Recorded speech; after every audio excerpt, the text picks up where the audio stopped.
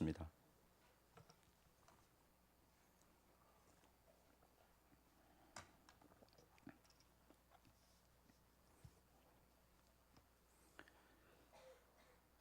엘리야가 아합에게 이르되 올라가서 먹고 마시소서, 큰 비 소리가 있나이다.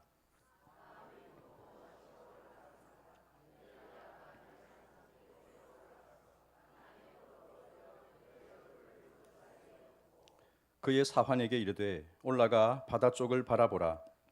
그가 올라가 바라보고 말하되 아무것도 없나이다. 이르되 7번까지 다시 가라.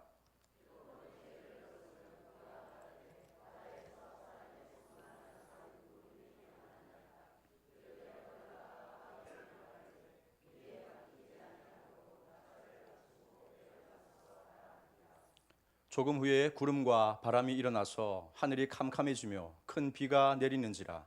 아합이 마차를 타고 이스라엘로 가니 여호와의 능력이 엘리야에게 임하매 그가 허리를 동이고 이스라엘로 들어가는 곳까지 아합 앞에서 달려갔더라.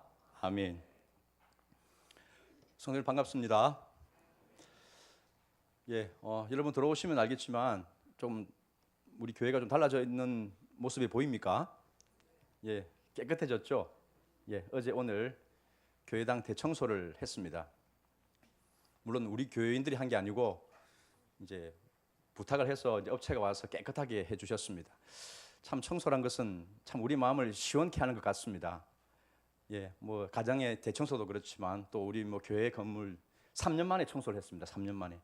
여러분들이 그동안에 밟고 다니고 지나다녔던 이 곳곳들이 뭐 이렇게 물청소, 뭐 왁스 청소 이렇게 하면서 얼마나 많은 구정물 또 뗏물들이 이렇게 나왔겠습니까? 깨끗하게 다 씻어냈죠. 참 청소는 우리 마음을 기분 좋게 만드는 것 같습니다. 하나님도 청소를 좋아하신다고 저는 생각합니다. 이런 건물의 청소 말고 하나님이 그 마음이 시원해지는 그런 청소, 바로 우리들의 마음이죠. 마음. 우리 마음도 날마다 청소할 필요가 있습니다. 여러분들의 몸은 깨끗하게 이렇게 뭐 씻고 다니시겠지만 마음을 깨끗하게 소재하고 또 청소하고 그렇게 생활하고 계십니까? 오늘 이 예배가 여러분들의 심령을 깨끗하게 씻어주시는 그런 은혜의 대청소의 시간이 되는 줄로 믿습니다. 옆에 분에게 잘 오셨습니다라고 웃으면서 인사에 나눠주시기 바랍니다. 잘 오셨습니다. 은혜 받읍시다라고 또 나눠주십시오. 은혜를 받아야 우리가 씻겨집니다. 은혜를 받아야 우리 안에 있는 이 죄, 묵은 때, 더러운 죄가 다 깨끗해지지 않겠습니까? 오늘 하나님이 말씀으로 그렇게 우리를 회복시켜 주시는 그런 시간이 되기를 간절히 사모합니다. 이제 저희들이 좀 있으면 이제 화평이후 초청 잔치를 이렇게 앞두고 있습니다. 여러분들이 많이 태신자를 품고 또 기도하시고 열심히 또 이렇게 초청장도 나누시고 전도에 힘써 주시는 줄로 믿습니다. 참 우리 안에 이런 참 큰 축제, 하나님의 잔치가 참 있으니까 우리가 더 이런 것이 구심점이 되어서 마음을 모아서 기도하고 또 이렇게 열심히 헌신할 수 있지 않는가 그런 생각을 해보게 됩니다. 세상에 믿지 않는 사람들이 교회로 들어올 때 그냥 우리는 단순히 그 사람을 이 교회에다가 앉혀놓는 게 목적이 아니죠. 그들에게 복음을 전해서 그들에게 진정한 예수님을 경험하고 생명이 무엇인지를 누리게 만드는 참된 신앙 안으로 들어오도록 우리는 그분들을 지금도 기도하고 품고 전도하는 것입니다. 그럴 때 저와 여러분들이 그 사람들이 올 때 우리가 어떤 마음으로 예수 믿는 사람이 어떤 것이다 라고 이렇게 우리가 보여줘야 될 것인가. 참 하나님을 보여주는 사람이 성도라고 그랬는데 그런 삶을 우리가 살기 위해서 참 오늘 이런 본문의 말씀이 또 필요한 것이 아닌가 저는 그렇게 생각하면서 이 말씀을 준비해 보았습니다. 그래서 오늘 저는 제목을 하나님의 마음을 시원하게 해드리는 성도 그렇게 정해 보았습니다. 하나님의 마음을 시원하게 하는 것, 이게 참 우리의 신앙의 목표가 되어야 될 줄로 믿습니다. 내 마음이 은혜를 받고 기쁜 게 주가 아니고 하나님의 마음을 기쁘시게 하는 것, 이게 참된 신앙 아니겠습니까? 이 참 성경에 나오는 이 엘리야 시대도 그렇고 또 우리가 지금 아침에 묵상하는 이 예레미야 시대도 그렇고 하나님의 마음을 시원하게 해드리지 못했기 때문에 참 그들의 삶에 고통이 찾아오고 참 궁핍한 그런 모습을 가졌다는 사실을 우리가 생각해 보면서 오늘 이 말씀을 통해서 이 엘리야라는 이 당대에 참 걸출한 선지자, 하지만 우리와 성정이 같은 사람이라고 야고보서는 기록을 하고 있죠. 그런 감정, 똑같은 성정의 사람이지만 이 참 위대한 하나님의 사람이 어떻게 하나님의 마음을 시원하게 해드리는 그런 삶을 살았는지, 그리고 그 하나님의 마음을 시원하게 하니까 이 땅이, 이 이스라엘 땅이 어떻게 하나님의 백성들의 마음이 시원하게 되는 그런 결과까지 이어지게 되었는가 하는 점을 우리가 말씀을 통해서 함께 나누었으면 좋겠습니다. 오늘 이 열왕기상 18장 이 말씀, 오늘 읽지 않았던 앞부분의 내용들을 우리가 좀 정리할 필요가 있습니다. 앞부분에 어떤 일이 있었는가? 그 유명한 갈멜산 능력 대결, 능력 전투가 벌어졌죠. 1대 450, 하나님을 믿는 선지자 엘리야 한 사람과 바알을 추종하는 선지자 450명이 갈멜산에 모여서 내기를 했습니다. 누가 믿는 신이 참 하나님인가 하고 우리가 가려보자, 그렇게 제안을 했습니다. 바알의 선지자들이 먼저 자신들의 신의 이름을 부르면서 이 제단, 쌓아놓은 제단 위에 제물에 불을 내려주시기를 구했습니다. 우리가 알다시피 바알은 아무런 힘을 쓰지는 못하는 존재죠. 그들의 기도는 아무런 응답을 발휘할 수가 없었습니다. 그리고 엘리야가 나섰죠. 엘리야가 하늘을 향해서 정말 간절한 마음으로 하나님의 정의가, 하나님의 살아계심이 이 땅 가운데 이 모인 백성들에게 알려지도록 기도하면서 간구했을 때 그 기도가 떨어지자마자 하늘에서 불이 떨어졌던 것들을 우리가 봅니다. 제단을 태우고 제물을 완전히 불살라 버렸습니다. 그 주변에 쌓아놓았던 도랑의 물까지 다 핥아버리는 그런 놀라운 하나님의 능력이 이 갈멜산에 나타났죠. 모든 백성들이 하나님이 참으로 우리의 참 신이다, 하나님이다 라고 고백을 했습니다. 그리고 이 기세를 몰아서 엘리야는 이 바알의 선지자들을 모조리 다 기손 시내로 끌고 가서 거기서 다 처단을 하였죠. 다 죽여버렸습니다. 그렇게 오랫동안 이 아합 시대에 이 어두움과 또 영적 혼탁이 가득했던 이 유다, 그 일을 했던 바알의 제사장들이 한날 한시에 죽임을 당하는 그런 역사가 일어나게 되었습니다. 우상 숭배의 죄악이 벗겨내지는 그런 쾌거, 이게 열왕기상 18장 오늘 저희들이 읽었던 말씀 앞부분까지의 내용이 되겠습니다. 40절까지가 그렇게 기록이 되어져 있죠. 그리고 나서 오늘 본문의 말씀이 시작이 된다는 것입니다. 41절 말씀을 우리 한번 같이 읽겠습니다. 시작. 엘리야가 있나이다. 아멘. 엘리야가 아합에게 말합니다. 올라가서 먹고 마시소서. 큰 비소리가 있습니다. 아마 이 아합은, 우리가 알듯이 아합은 바알을 숭배하는 사람이죠. 그리고 이 갈멜산에서의 전투를 지켜보느라 긴장 가운데 아무것도 먹지 못했던 것 같습니다. 그래서 엘리야는 올라가서 이제 걱정하지 마시고 먹고 마시라고 그렇게 얘기를 합니다. 큰 비소리가 있습니다. 그렇게 말했습니다. 여기서 말하는 비가 무엇입니까? 지금 이 이스라엘 땅에는 비가 3년 반 동안이나 오지를 않았습니다. 그것이 이 이스라엘에게 큰 고통으로 다가왔죠. 우리가 알듯이 이스라엘은 비가 내리지 않으면 농사를 지을 수가 없고, 농사가 제대로 되지 않으면 소출을 낼 수가 없으니까 생존에 아주 직결되는 그런 자원이 바로 이 비라고 할 수 있는데, 비가 3년 반 동안 내리지를 않았던 시기였습니다. 여기서 말하는 큰 비란 것은 이들이 생존하는 데 있어서 필요한 자원이기도 하지만 그들의 영적 삶을 누리게 만드는 어떤 생기, 어떤 활력, 그런 원기를 왕성하게 만드는 어떤 요소들, 그런 모든 것들을 포함한다고 하겠습니다. 이런 비가 그 이스라엘 땅에 내리질 않으니까 얼마나 그들의 삶이 궁핍하였을까 우리는 충분히 생각해 볼 수가 있죠. 이 비를 구경해 본 지가 이미 3년이 넘었습니다. 시내는 말라버렸고 땅은 쫙쫙 갈라지기 시작을 했습니다. 갈라지고 말라져 버린 것이 어찌 이 시내와 대지뿐이겠습니까? 이 백성들의 마음까지도 말라버리는 그런 모습들이 그동안에 있어 왔다는 것입니다. 백성들의 마음이 바짝바짝 타들어갔죠. 그들의 삶은 궁핍하기 이를 데 없었고 강팍한 마음은 또 말로 표현하기 어려울 정도였습니다. 그런데 이제 엘리야가 큰 빗소리가 있습니다 라고 아합 왕에게 선포를 하였다는 것입니다.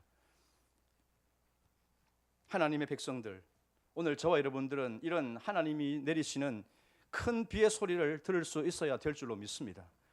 왜 우리의 삶 속에서 이런 빗소리를 듣지 못할까? 여러분들은 하나님이 주시는 그 축복의 비, 이 생명을 머금은 축복의 비를 날마다 여러분들 누리고 계십니까? 아니면 여러분들은 그런 소리를 한 번도 들어보지 못한 채 그냥 형식적인 신앙생활에 여러분들 머무르고 있습니까? 왜 내 삶 속에는 이런 하나님이 주시는 축복의 비가 정말 병아리 눈물만큼도 내리지 않는 걸까? 여러분 그런 생각을 해보신 적이 없습니까?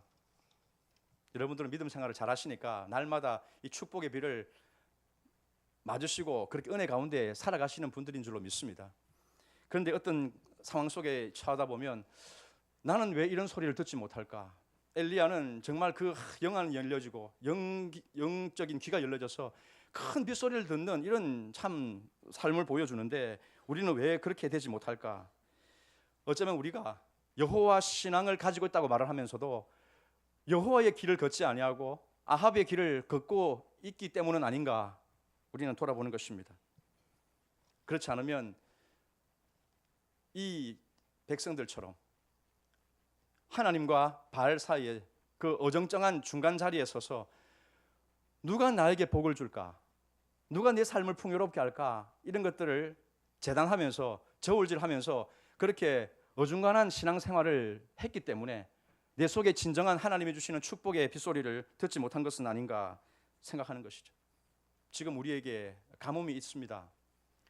자연적인 비의 멈춤이 아니라 하나님의 말씀에 관련한 가뭄이 어쩌면 우리 삶 속에 있지 않는가 돌아봅니다. 말씀은 많이 들려지고 언제든지 말씀을 우리가 접할 수 있는 환경은 되어져 있습니다. 그런데 말씀을 듣지 못하는 기갈이 있다고 했습니다. 말씀을 따라 삶을 살지 못하는 그런 영적인 기근이 우리에게 있다라고 말씀을 합니다. 여러분, 말씀을 아무리 많이 듣지만 말씀대로 살아가는 신앙이 오늘 우리에게 결핍되어져 있지는 않는가 돌아보는 것입니다.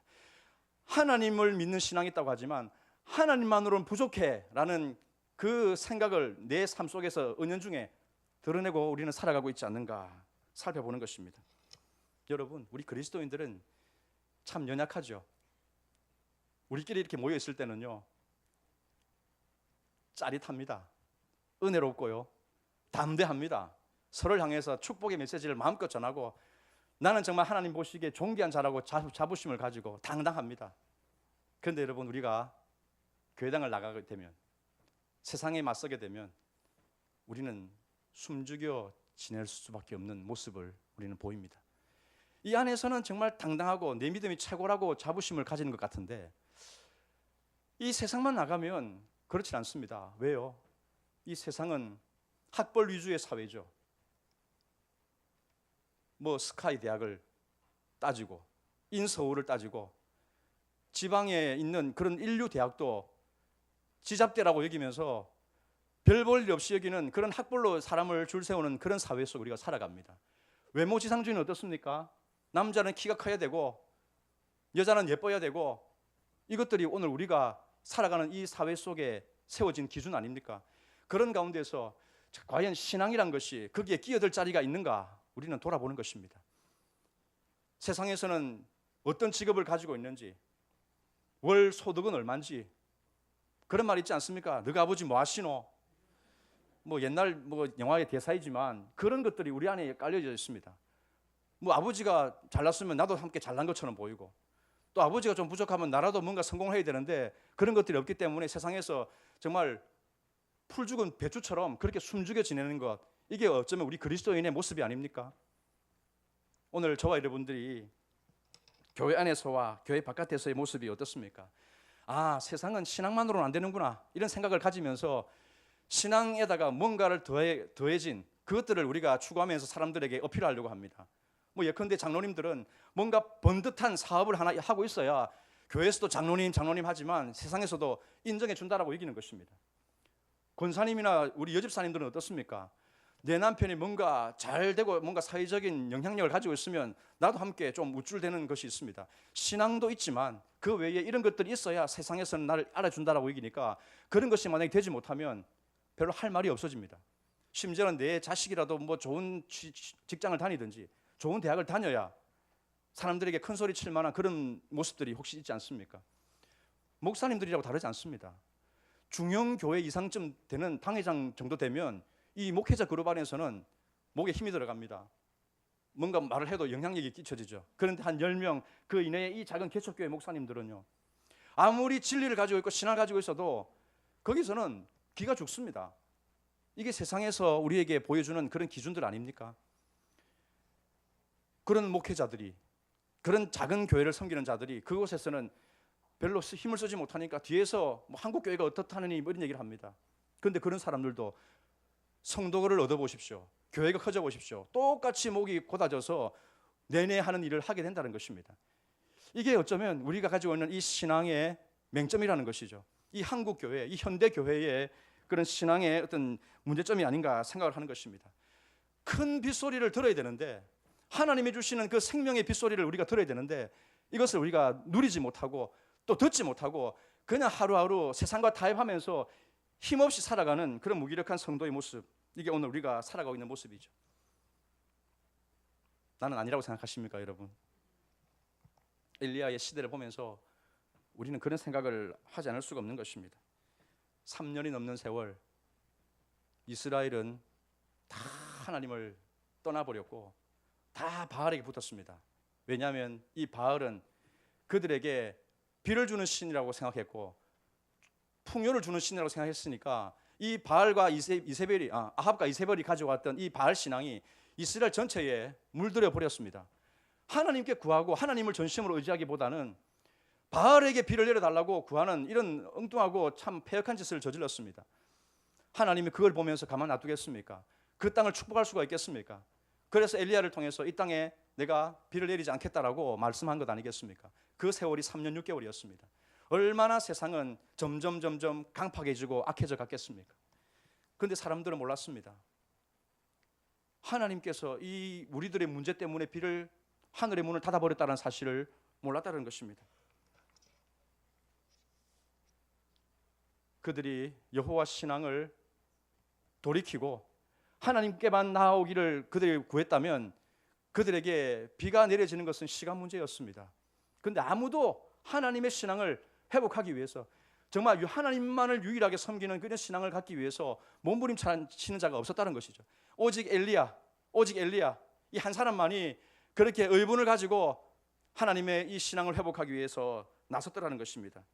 그런데 그 엘리야의 이 중심이 하나님의 마음을 시원하게 했다는 것 아니겠습니까? 바알을 숭배하고 이 어둠에 다 끌려가는 사람들, 그들 보면서 애통해하는 이 엘리야가 누가 진정한 신인지를 내가 가려주겠다라고 말을 하면서 하나님의 기도를 해서 그 응답을 구하는 이 하나님의 마음을 시원케 하는 이 기도가 그들에게 이제 비를 내려주는 그런 축복의 어떤 자리로 들어가게 만들었다는 것입니다. 엘리야가 하나님의 마음을 시원하게 했을 때, 참된 신앙을 그들 속에 보여주었을 때, 하나님이 참신이구나 하고 백성들에게 알려주었을 때 이제 그들에게 큰 빗소리가 들리는 일이 생겨나기 시작했다는 것입니다. 사랑하는 성도 여러분, 여러분들이 하나님이 내려주시는 생명과 축복의 비를 여러분들이 맞아 누리기를 원하십니까?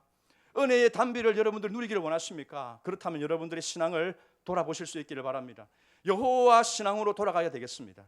겉과 속이 다른 신앙이 아닙니다. 교회 안에서의 신앙과 세상에서의 신앙이 결코 달라서는 주님께서 주시는 이 축복의 큰 빗소리를 들을 수가 없습니다.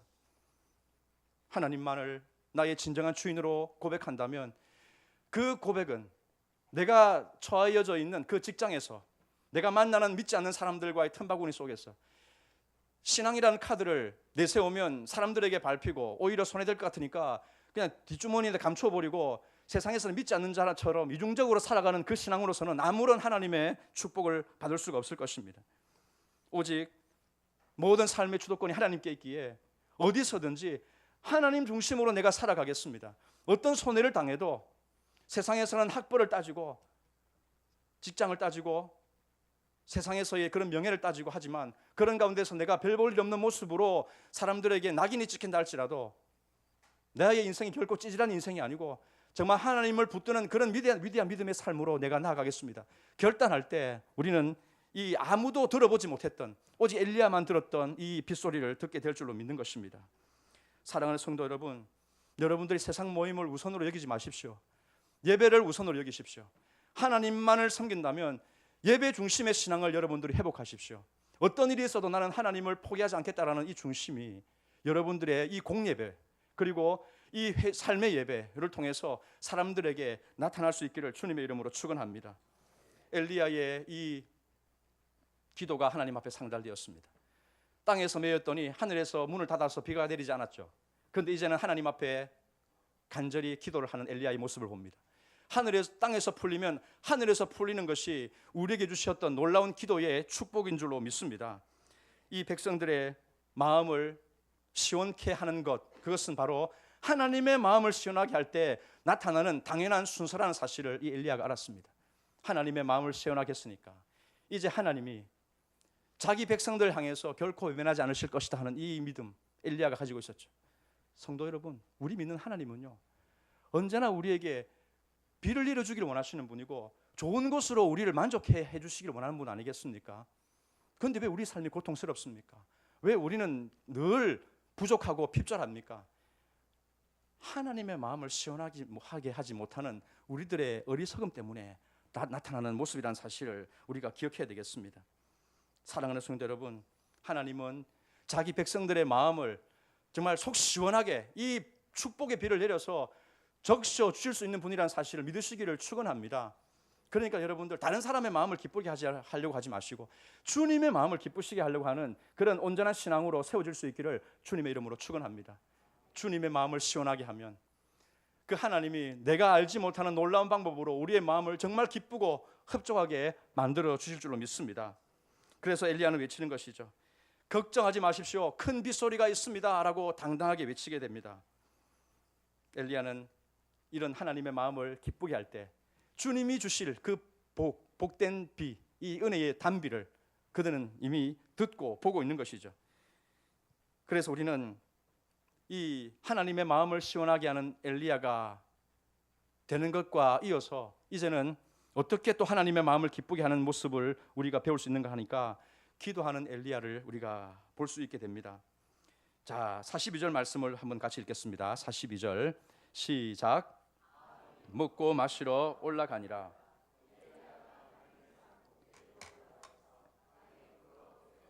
그의 얼굴을 무릎 사이에 놓고 갈멜산 꼭대기로 올라갔다 했습니다. 자, 여기 한번 사진을 한번 보여주십시오. 지도를 먼저 보여주십시오. 갈멜산의 위치를 우리 한번 보고 넘어가겠습니다. 자, 저기 보시면 중간쯤에 갈멜산이 있죠. 여러분들이 보시기에 왼쪽 지중해가 있습니다. 그리고 지중해 그 연안 바로 그 저기 해안 쪽에 갈멜산이 있죠. 제가 사진을 좀 찾아봤습니다. 이 갈멜산에서 내려다본 지중해 해서 한번 사진을 찾아봤는데 한번 보여주십시오. 예, 대충 이런 식입니다. 이게 정확하게 맞는지는 제가 가보질 않아서 모르겠지만 인터넷에 이렇게 자료가 떠 있더라고요. 갈멜산에서 내다본 서쪽 지중해 어떤 모습입니다. 예, 이 갈멜산에 지금 엘리야가 올라갔습니다. 아합은 먹고 마시러 올라갔다 그랬고 엘리야는 갈멜산 꼭대기로 왜 올라갔습니까? 땅에 꿇어 엎드려 그의 얼굴을 무릎 사이에 넣고라고 되어져 있죠. 이게 뭐 하는 자세입니까? 뭐 체조하는 자세입니까? 아닙니다. 기도하는 거죠. 기도. 여기 보니까 땅에 꿇어 엎드려라고 했습니다. 땅에 꿇어 엎드려. 땅에 꿇어 엎드리는 것까지는 뭐 이해가 됩니다. 근데 여기 보니까 얼굴을 무릎 사이에 넣고라는 이 말, 기도한다고 지금 이런 자세를 취하고 있는데 이런 자세를 한번 취하려고 하다 보니까 이 좌절감이 확 오더라고요. 아마 이 한 40 중반 되는 우리 남성, 기혼 남성들에게는 이 포즈가 거의 불가능하지 않을까 하는 생각을 해보게 됩니다. 배가 접치기 때문에 고개를 숙이는 순간 땡겨서 기도 자세를 취할 수가 없다는 것입니다. 아마 좀 이렇게 뭐 결혼하지 않으신 분들은 가능할지 모르겠습니다. 아직 이 베들레헴 이 관리가 되기 때문에 가능한데 이 결혼한 저는 이게 안 되더라고요, 이게. 그런데 여러분 여기서 말하고자 하는 것이 무엇입니까? 기도의 자세가 중요한 겁니까? 만약에 이 기도의 응답이란 것이 엘리야가 말했듯이 그 꼭대기로 올라가서 무릎 꿇고 머리를 그 무릎 사이에 파묻는 이 자세를 해야 하나님께서 응답한다라고 한다면 저는 엉엉 울지도 모르겠습니다. 나의 기도는 평생 응답되지 않을 것이기 때문이죠. 살을 빼지 않는 한 말입니다. 그런데 그게 아닌 것이죠. 여기서 말하는 것은 기도의 자세가 아닙니다. 그가 지금 이런 기도를 하는 의미를 우리가 주목할 필요가 있다는 것입니다. 보통 사람들과 성도의 다른 점이 무엇입니까? 이것을 우리가 엘리야를 통해서 보게 되는 것이죠. 먹고 마시러 올라가는 사람들이 있습니다. 그저 상황에 따라서 좋으면 그냥 허허거리고 힘들면 아이고 아이고 해버리는 그런 반응을 보이는 사람들이 있다는 것입니다. 그런데 오늘 엘리야를 보십시오. 엘리야는 지금 그런 상황에 이렇게 휘둘리거나 끌려다니는 그런 모습을 보이고 있지 않습니다.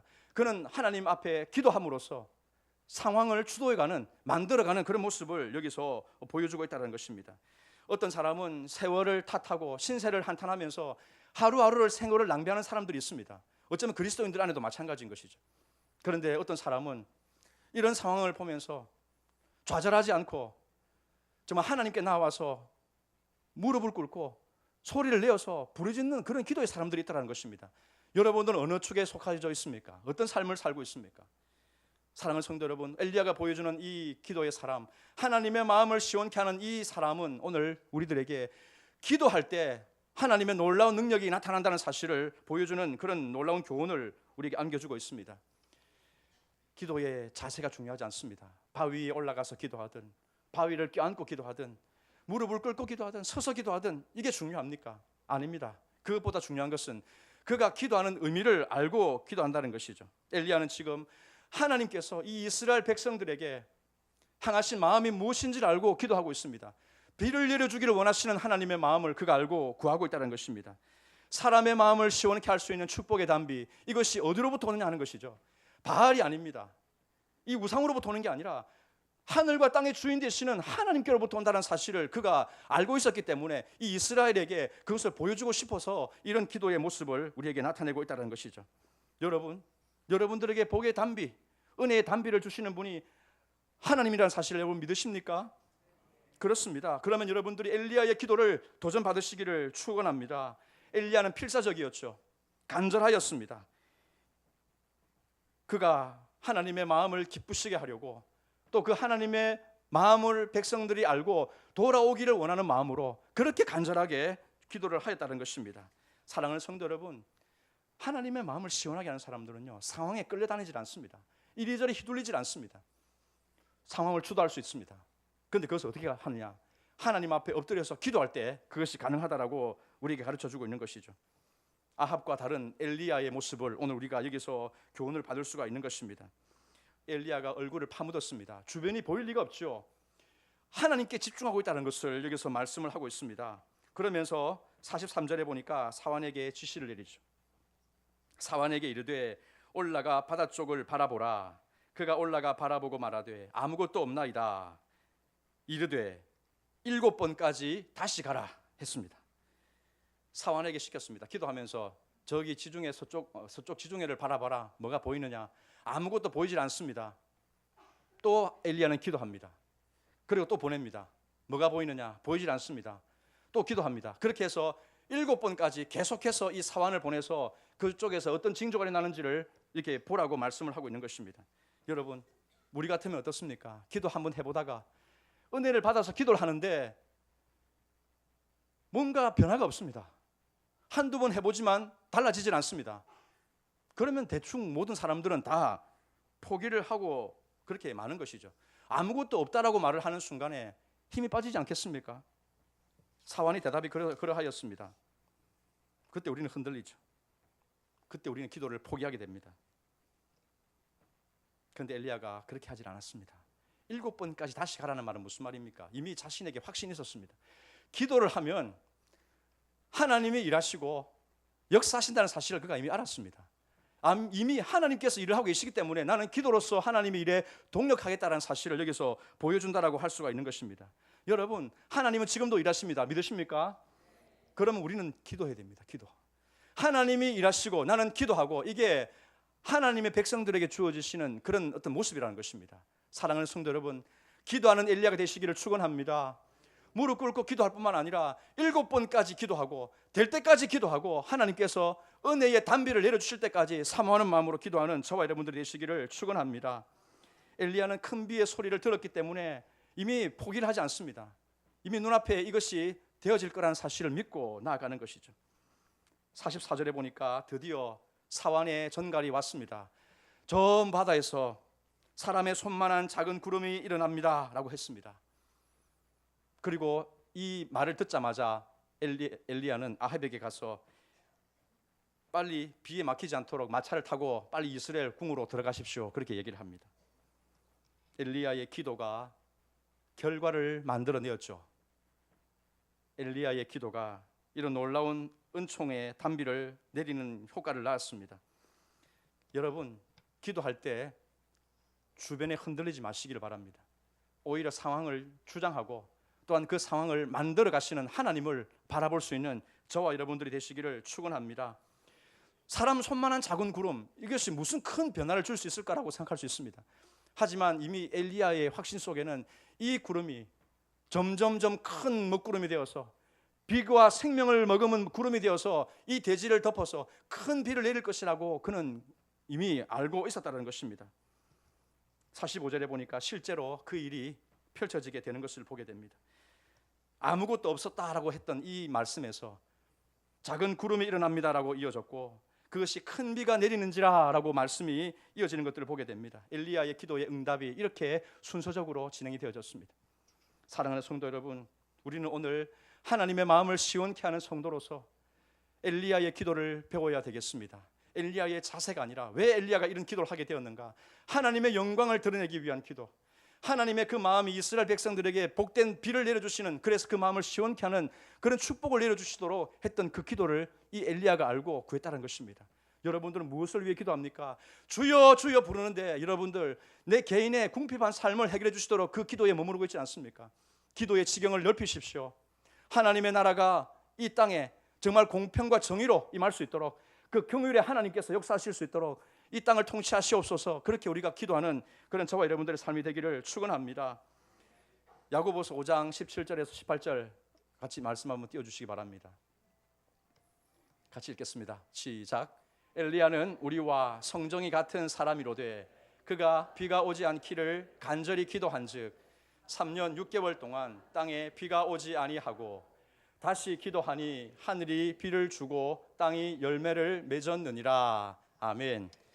엘리야가 이렇게 기도하고 아합 그 타고 가는 마차 앞에서 하나님의 능력을 받아서 앞서서 질주해 나가는 그런 장면이 이 말씀의 마무리로 나타나고 있습니다. 여러분, 기도하면 하나님의 능력이 부어지는 줄 믿습니다. 그 능력을 가지고 우리는 다른 사람을 선도하는 자가 되어야 될 줄로 믿습니다. 믿지 않는 자들에게 이 하나님의 살아계심, 하나님께 구할 때 우리의 마음을 시원하게 해주시는 이 축복의 하나님을 여러분들의 삶을 통해서 보여주는 자가 되어야 되지 않겠습니까? 여러분들 오늘부터, 아니 이전부터 계속 기도해 왔겠지만 기도의 끈을 놓지 마십시오. 그리고 그 기도가 어떻게 내 삶 속에 축복으로 이루어지는지, 어떻게 그 기도가 나를 변화시켜서 하나님의 능력으로 나타나게 하는지를 경험하시고 이 능력의 주님을, 그 마음을 기쁘시게 하는 삶으로 날마다 나아가실 수 있기를 주님의 이름으로 축원합니다. 119 기도 시간이 되었습니다. 우리 잠시 이 시간 화평이후 초청잔치를 위해서 하나님께서 우리 영혼을 붙여주시옵소서 그렇게 기도하고, 그 영혼을 위해서 내가 할 수 있는 지혜와 사랑을 가지고 최선으로 그들을 품을 수 있도록, 그래서 풍성한 이 축제 잔치가 될 수 있도록 우리 119 기도를 이 시간 함께 드리도록 하겠습니다. 기도하겠습니다. 살아계신 하나님, 감사합니다.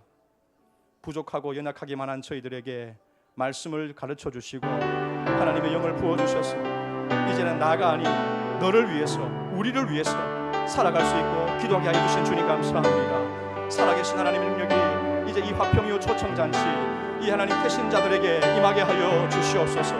하나님의 은혜가 이 단비와도 같이 이들의 마음에 부어질 수 있기를 간절히 원합니다. 그리하여 냉랭한 자라도 하나님의 은혜를 기대하게 하시고, 또 마음이 떠난 자라도 다시금 주님께로 돌이키게 도와주시고, 우리의 섬김과 수고와 기도와 우리의 노력이 결코 떼지 아니하여 하나님의 마음을 시원케 하는 놀라운 결과로 우리 안에 주어지게 하여 주시옵소서. 하나님만이 하십니다. 하나님만이 이 땅에 축복의 단비를 내려주시고 우리들의 마음을 시원케 하여 주시는 분인 줄 믿습니다. 이 밤에도 주님을 바라보고 주님의 이름을 부르며 나아가겠습니다. 성령님 함께 하여 주시고 우리의 심령을 견고하게 하여 주시옵소서. 주의 이름을 부르는 자마다 구원의 능력을 주시고 성령의 충만함으로 설 수 있도록 인도하여 주시옵소서. 함께 찬양 드리겠습니다.